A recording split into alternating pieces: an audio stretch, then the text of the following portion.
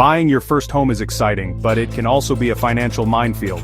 Today I'll reveal the 7 most common mistakes first-time buyers make, and how you can avoid them to save yourself thousands of dollars. Many first-time buyers start house hunting without knowing how much they can actually afford. Without a pre-approval, you might fall in love with a home that's out of your budget, or lose to another buyer who's already financially ready. The price tag on the listing isn't the full story. Property taxes, insurance, HOA fees, closing costs, and maintenance can add hundreds or even thousands to your monthly expenses. Some buyers skip inspections to make their offer more attractive. Big mistake. A proper inspection can uncover costly issues, like a damaged roof or faulty wiring, that could cost you tens of thousands later.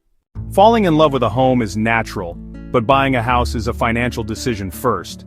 If you get too attached, you may overlook red flags or overpay in a bidding war. Yes, a big down payment can reduce your mortgage, but you still need an emergency fund.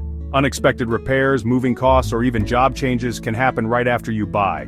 A home can be perfect, but if the neighborhood doesn't match your lifestyle or long-term plans, it's not the right investment. Check commute times, school ratings, and local amenities before you commit.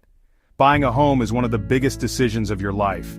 Don't rush just because you feel pressured by the market or other buyers. Take the time to research, negotiate, and make sure it's the right fit. Buying your first home doesn't have to be overwhelming. Avoid these 7 mistakes, and you'll be well on your way to finding the perfect place to call home.